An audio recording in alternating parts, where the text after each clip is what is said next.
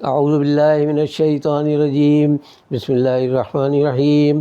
معزز خواتین و حضرات، آج گوشہ کمال کی نشست نمبر 105 یعنی 105 ہے۔ ہم اب تک پچھلے دنوں سعودی عرب کے سفر کی رودات بیان کرتے چلے آ رہے تھے۔ آج انشاءاللہ اس کی آخری گفتگو ہوگی، اس کے بعد پھر ہم آگے چلیں گے۔ پچھلی دفعہ ہم ذکر کر رہے تھے کہ اردو حج ایڈیشن کے جو ہمارا کام تھا اس میں ہمارے ایڈیٹر تھے طلعت وفا صاحب، جو ایک فلسطینی نوجوان تھے اور بہت شائستہ شریف آدمی، اچھی گفتگو کرنے والے اور عزت کرنے والے۔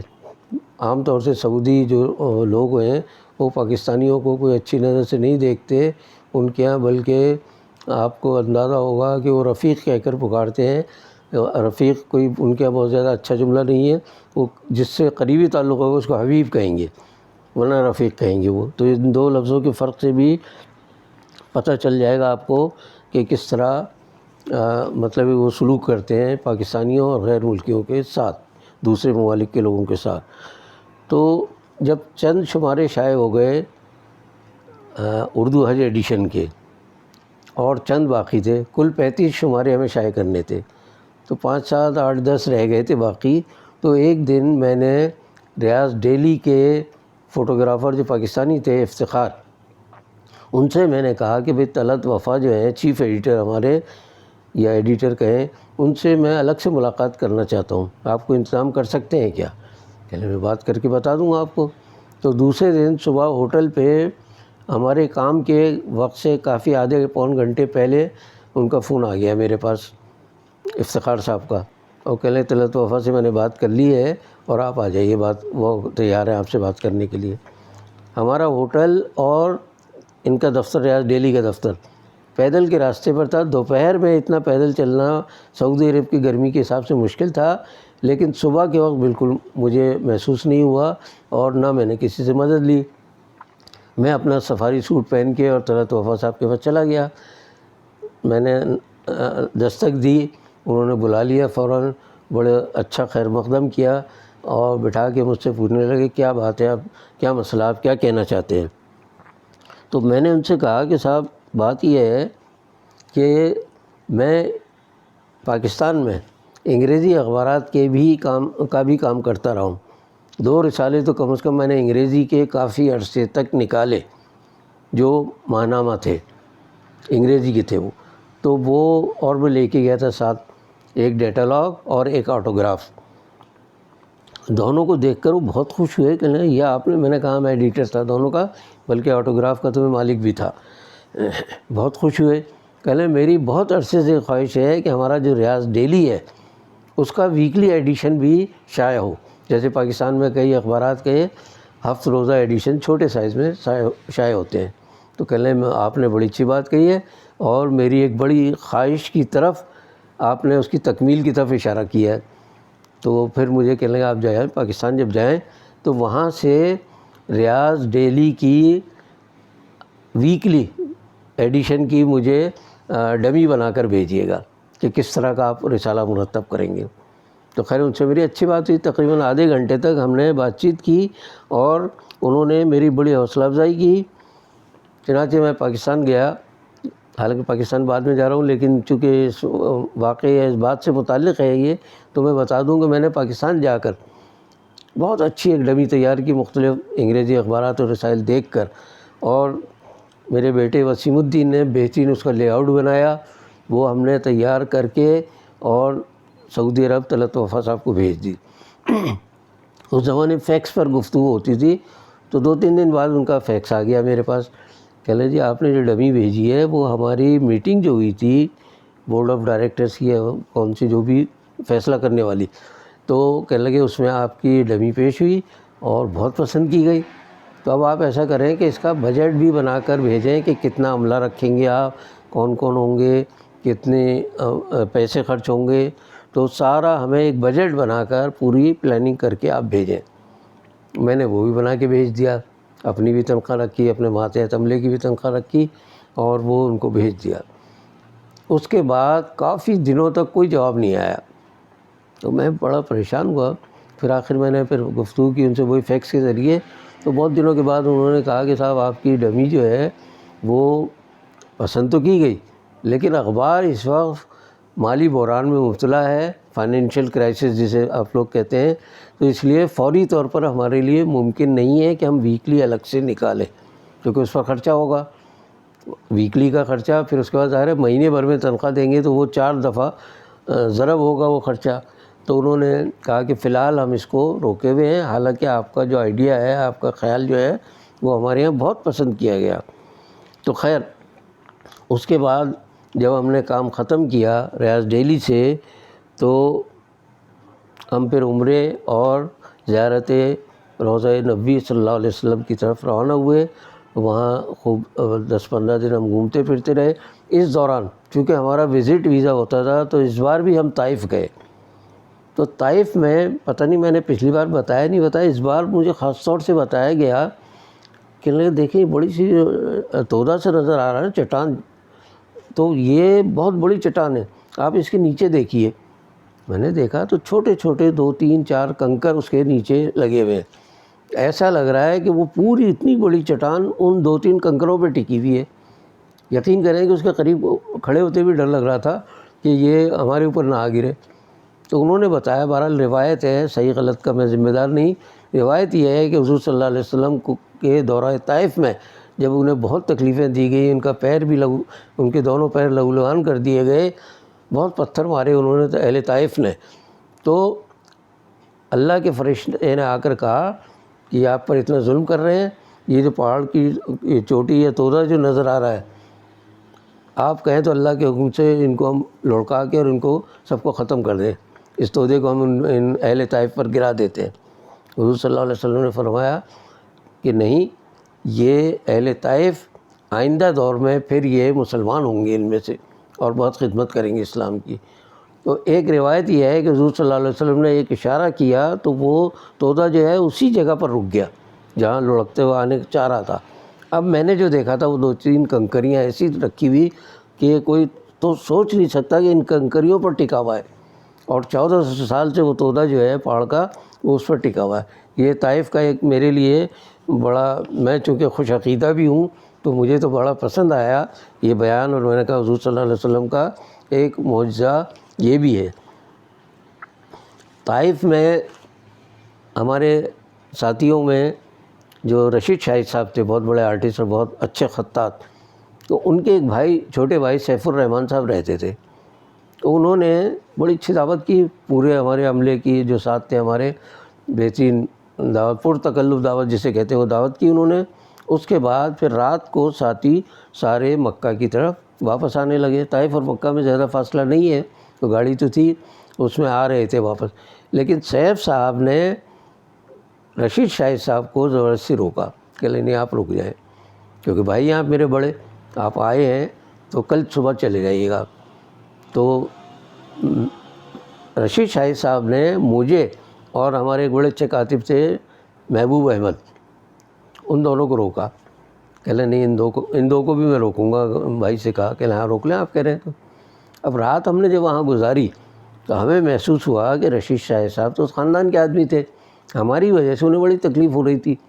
تو ہم نے پھر صبح ہوتے ہی رشید شاہد صاحب سے کہا کہ صاحب یہاں سعودی عرب میں ایک مسئلہ تو یہ ہے کہ باتھ روم جو ہے وہ 2 کمروں کا، 3 کمروں کا، کتنے کمروں کا فلیٹ ہو، باتھ روم جو ہے وہ ایک ہی ہوتا ہے باہر، کامن سب کے لیے۔ کچن میں سے خواتین آئیں گی تو باتھ روم میں جائیں گی، کمرے میں سے لوگ آئیں گے تو جائیں گے، ڈرائنگ روم تو خیر ہوتا ہی نہیں ہے وہاں عام طور سے، تو جو لاؤنج ہوتا ہے اس میں سے پھر سامنے باتھ روم میں۔ تو ہم نے دیکھا کہ گھر والوں کو بہت تکلیف ہے، تو ہم نے صبح ہوتے ہی اجازت لی، رشید شاہد صاحب کو سمجھایا کہ صاحب آپ ہمیں جانے دیں۔ تو ان کے بھائی سیف صاحب ہمیں مکہ چھوڑنے کے لیے آئے۔ اس سے پہلے انہوں نے رات کی دعوت کے بعد اور جو خوشبو ہوتی ہے ان کے یہاں، اس کی بڑی بڑی شیشیاں دی انہوں نے تحفے میں سب کو، ہمیں خاص طور سے چھوڑنے کے لیے مکہ آئے وہ۔ میں اور محبوب رہ گئے تھے، باقی سارے ساتھی میں نے بتایا نا کہ کسی کا جدہ میں رشتہ دار، کسی کا کوئی، تو سب تتر بتر ہو چکے تھے۔ آخر میں رشید شاہد صاحب، میں اور محبوب رہ گئے تھے۔ رشید شاہد صاحب پھر بعد میں ہمارے ساتھ شامل ہو گئے مکہ میں، آ گئے۔ اس کے بعد جب ہم ایئرپورٹ اسی دوران اتفاق سے لائنز ایریا میں جہاں رہتا تھا ہمارے گھر کے سامنے ایوب بھائی رہتے تھے ایک، تو ان سے بڑی اچھی دوستی ہماری، بہت تعلقات پڑوسیوں کے تو جیسے ہوتے ہیں ہمارے تو مثالی تعلقات تھے۔ ان کی چھوٹی بیٹی 6 مہینے یا 8 مہینے کی تھی وہ، میں جب سعودی عرب کے لیے روانہ ہوا اس وقت وہ بالکل چھوٹی سی تھی اور میری گود میں بیٹھ کے ناشتہ کرتی تھی، وہ کھانا کھاتی تھی، اتنی مجھ سے ہلی ہوئی تھی۔ تو ان کے بھائی کو جب پتہ چلا کہ ان کے والد کو، ایوب بھائی کو جب پتہ چلا کہ میں آیا ہوں سعودی عرب میں، تو انہوں نے فون پر کسی طرح رابطہ کر کے اور پھر ہمیں لے کر گئے کہ نہیں آج ایک رات میرے ساتھ گزارے آپ۔ وہ جہاں لے کر گئے وہ ان کے بھائی یوسف خان کا گھر تھا، پتہ نہیں کون سی تیسری چوتھی منزل پہ فلیٹ میں ان کا گھر تھا۔ ہم نے رات ان کے یہاں قیام کیا، پھر دوسرے دن ایوب بھائی ہمیں اپنے ہوٹل پر چھوڑ کر گئے، تو ایک رات ہم نے پھر ایوب بھائی کے گھر پر بھی گزاری۔ اس دوران ہمارے ساتھیوں کے درمیان کوئی رابطہ نہیں تھا، ایک چیز ہی ہے وہ جو ٹکٹ ہوتا ہے کیا ہوتا ہے وہ ہمارے پاس تھا کہ ہر ایک جا سکتا ہے الگ الگ بھی۔ تو ہم جدہ ایئرپورٹ پر جب پہنچے، اگلے دن جب بھی مقرر وقت تھا ہم پہنچے، تو ہم تھوڑے سے لیٹ ہو گئے تھے۔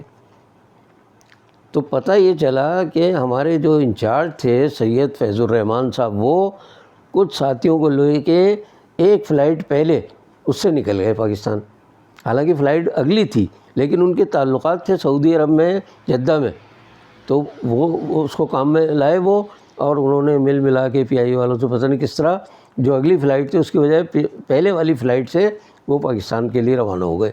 اب رہ گئے میں، رشید شاہ صاحب اور محبوب، یہ دونوں بڑے پریشان ہو رہے ہیں، ان کو تھوڑا سا خیال ہوگا کہ شاید وہ عربی کا مسئلہ ہوگا۔ میں نے کہا نہیں کر لیں گے انشاءاللہ۔ تو خیر ہمیں بڑی آسانی سے بورڈنگ کارڈ مل گیا اور ہم پاکستان آ گئے، تینوں افراد الگ سے۔ تو اب جس طرح بھی ہم پہنچے ہوئے ایک الگ معاملہ، میں نے پاکستان آ کر صلاح الدین صاحب کو اطلاع دے دی۔ میں نے کہا صاحب آپ نے جیسے شخص کو انچارج بنایا، انہوں نے ہمارا یہ اشر کیا کہ آخر وقت میں بھی ہمیں چھوڑ کے بھاگ آئے، وہ ذرا خیال نہیں کیا۔ ٹیم آپ جیسے فرد کے ساتھ جب ہم جاتے ہیں تو الگ ہی ایک مزہ آتا ہے اس کا، کہ ٹیم کا انچارج سب سے پہلے اپنے ساتھیوں کا خیال رکھتا ہے۔ انہیں آنے کی جلدی تھی، وہ جلدی آ گئے ہمیں چھوڑ کر، خدا نہ خواستہ کوئی مسئلہ ہو جاتا تو کہتے بھائی آپ کا انچارج کہاں ہے، ہم کیا کہتے کہ وہ تو چلا گیا ہمیں چھوڑ کر۔ تو خیر اس کے بعد جب ہم پہنچے ہیں جون 1992، یہ 92 میں دوسرا دورہ تھا ہمارا، تو ہم جب جون میں پہنچے ہیں واپس، تو کراچی میں شدید قسم کے لسانی فسادات ہو رہے تھے، وہ مار پیٹ لگی ہوئی تھی، قتل و خوریزی کا بازار گرم تھا۔ تو اور میں جس علاقے میں رہتا تھا لائنز ایریا، وہاں لگا ہوا تھا کرفیو، تو اب میں ایئرپورٹ سے گھر کیسے جاتا؟ تو رشید شاہ صاحب کہنے لگے آپ فکر کیوں کر رہے ہیں، میں موجود ہوں۔ ایئرپورٹ سے قریبی ان کا گھر تھا شاہ فیصل کالونی میں، وہ مجھے اپنے ساتھ گھر لے گئے، بڑی انہوں نے میرا خیال رکھا، کھلایا پلایا خوب، اور کہنے شام کو جب کرفیو کا وقفہ ہوگا پھر آپ ٹیکسی کر کے گھر چلے جائیں۔ میں نے پھر گھر والوں کو فون کر دیا کہ بھئی آ تو گیا ہوں لیکن کرفیو کی وجہ سے میں شام کو پہنچوں گا۔ چنانچہ شام ہوئی، جب کرفیو کا میں وقفہ ہوا تو میں نے ان سے اجازت لی۔ اب ایک بات یہاں اور بتانا چاہتا ہوں میں کہ، اور یہ بڑی دلچسپ بات ہے کہ میں تکبیر سے اس بار بھی استعفیٰ دے چکا تھا سعودی عرب میں جانے سے پہلے۔ صلاح الدین صاحب مجھے اسکول سے لے گئے تھے اور انہوں نے دوبارہ ملازمت دی، لیکن میں استعفیٰ یہاں 92 میں جب دوبارہ گئے اس سے پہلے استعفیٰ دے چکا تھا۔ اس کے باوجود صلاح الدین صاحب نے مجھے بلا کر اپنی ٹیم میں شامل کیا۔ میں بتانا ہی چاہتا ہوں ان کے دل میں نفرت وغیرہ نہیں ہوتی تھی، کوئی ساتھی اگر چلا گیا مجبوری میں تو وہ اتنا ہی خیال کرتے تھے اس کا۔ تو مجھے دوبارہ جو لے کے گئے اس وقت میں ان کی ملازمت میں نہیں تھا۔ اب ملازمت چھوڑنے کی مختصر وجہ میں بتا دیتا ہوں کہ یعنی ہمارے سعودی عرب جانے سے پہلے جب میں شام کو عام طور سے، چونکہ میں پارٹ ٹائم تھا، جز وقتی ملازم تھا، تو میں اکیلا ہوتا تھا، ایک آدھ کوئی پیون یا چپراسی ہوتا تھا، یا ایک آدھ کوئی پیسٹنگ والا، یا کوئی بھی ایک آدمی ٹائپنگ والا وہ موجود۔ کم سے کم 2 اور زیادہ سے زیادہ 3 آدمی ہوتے تھے شام کو، پورا سناٹا۔ نام کو سینٹر بلڈنگ جس میں یہ دفتر قائم تھا امت کا، سوری یہ تکبیر کا، اس دفتر میں ہو کا عالم ہوتا تھا۔ تو اتفاق سے صلاح الدین صاحب کا ایک عزیز تھا، وہ ہمارے ساتھ تھا اس دن، وہ نیچے کہیں پان کھانے گیا تھا، وہ واپس آیا تو کہنے قماری صاحب باہر مت نکلیے گا۔ میں نے کیوں؟ کہنے وہ جو پارکنگ ایریا ہے وہاں لوگ انتظار کر رہے ہیں کہ جو بھی دفتر سے نکلے گا اس کا مڑا دیں گے، گولی مار دیں گے اس کو۔ تو مجھے تشویش تھوڑی سی اس لیے بھی ہوئی کہ میں جب شام کو اکیلا ہوتا تھا کبھی کبھی تو فون آتے تھے اس قدر غلیظ گالیوں کے ساتھ، تو کون بول رہا ہے؟ تو میں ذرا سا کبھی بن کے کہتا بھائی چپراسی بول رہا ہوں، ابھی چپراسی طرح پر گالیاں دے کے اتنی غلیظ گالیاں دیتے تھے وہ تکبیر کو، صلاح الدین صاحب کو، چپراسی کو، عملے کو۔ تو گالیاں میں سنتا تھا۔ اس دن تو پتہ چلا کہ آج تو ہماری جان کے در پہ ہیں وہ لوگ۔ تو وہ ظاہر ہے وہ جو لڑکا تھا مجھے بعد میں معلوم ہوا کہ اس کا تھوڑا سا MKM سے تعلق بھی تھا، خیر لیکن وہ ہمارا ہمدرد تھا۔ اس نے کہا نہیں آپ مت جائیے، پارکنگ والے حصے میں موٹر سائیکل لینے میں بیٹھے رہیں آپ۔ ہم بیٹھے رہے کافی دیر تک، پھر وہ اترا، وہ جا کے دیکھ کے آیا، جائزہ لیا تو وہ جا چکے تھے۔ کہلے پتہ نہیں وہ مایوس ہو کر چلے گئے کیا ہے، اس وقت کوئی بھی نہیں ہے، آپ چپکے سے موٹر سائیکل اٹھائیے اور جلدی سے بھاگ جائیے آپ۔ وہ تو اس کے بارے میں نے سنا تھا واللہ عالم کہ اس کا تھوڑا بہت MKM سے تعلق تھا، تو اسے تو اپنا تو کوئی خطرہ بھی نہیں تھا، میری جان کا خطرہ تھا۔ اب اس کا ایک سبق آموز پہلو یہ ہے جس کی وجہ سے میں نے چھوڑا تکبیر، وہ یہ ہے کہ میں نے فیض صاحب اس زمانے میں ہمارے انچارج ہوتے تھے، یعنی منتظم اعلیٰ مدیر منتظم ہوتے تھے تکبیر کے۔ صلاح الدین صاحب تو اپنا کام کرتے تھے، باقی لوگ اپنا اپنا کام۔ میں نے ان کو فون کیا، میں نے صلاح الدین صاحب اس وقت میں گھرا ہوا ہوں، بالکل میری جان کو خطرہ ہے، آپ کچھ کیجیے۔ ارے بھائی میں کیا کر سکتا ہوں، میں تو کچھ ہی نہیں، اور یہ ہے فلاں جو ہے لڑکا، وہ ایک صاحب تھے جو بعد میں قتل ہو گئے تھے، وہ بھی دہشت گردی تھی ایک طرح سے، تو وہ کہہ لیں ان سے بات کریں آپ، ان سے میرا رابطہ ہی نہیں ہو سکا۔ تو جان کو جو خطرہ اس دن ہوا میں نے گھر آ کے بتایا گھر والوں کو، میں نے کہا بھی ایسا ایسا ہوا، تو کہہ لیں جب آپ کے تحفظ کا وہاں کوئی انتظام نہیں ہے اور آپ شام کو اکیلے یا ایک آدھ آدمی کے ساتھ ہوتے ہیں تو آپ تو کسی وقت بھی قتل کر دیے جائیں گے۔ مجھے اس سے پہلے یاد ہے کہ میں جب لائنز ایریا میں اس زمانے میں لائنز ایریا میں تھا، میں رات کو کبھی 2-3 بجے آتا تھا، کافی اس زمانے میں کبھی دیر سے جاتی تھی، بعد میں تو صبح جانے لگی، تو باقی سارے جو اچھی تنخواہیں لینے والے گھر پہ آرام کر رہے ہوتے تھے، میں واحد آدمی تھا جو جان ہتھیلی پر رکھ کے کام کرتا تھا۔ تو میں جب لائنز ایریا میں موٹر سائیکل لے کے آتا تھا 12-1 بجے، تو وہاں پہرا دے رہے ہوتے تھے لڑکے، وہ یوں ٹارچ مارتے تھے میرے منہ پر، اور کچھ اللہ کا شکر ہے اور ان لوگوں کی مہربانی کہ وہ مجھے کچھ نہیں کہتے تھے، بس چہرے پہ ڈالتے تھے روشنی، اور تیز لائٹ ہوتی تھی ان کی بیٹری جو ہوتی تھی، تو لیکن مجھے کچھ نہیں کہتے تھے۔ اب اس دن جب مجھے خطرہ ہوا جان کو بھی اور میں نے گھر والوں کو آ کر بتایا، انہوں نے کہہ دیا جی ہم چٹنی روٹی کھا لیں گے، ہم آپ کو خطرے میں نہیں ڈالیں گے، آپ کو ہرگز نہیں جانے دیں گے۔ انہوں نے بالکل سختی کے ساتھ کہہ دیا کہ ہم جانے ہی نہیں دیں گے۔ میں نے پھر دفتر کے ایک ساتھی کو فون کر کے کہا کہ آپ صلاح الدین صاحب کو بتا دیں کہ اب میں نہیں آ سکوں گا، مجبوری یہ ہے، اور گھر والے میرے اب نہیں نکلنے دے رہے ہیں مجھے۔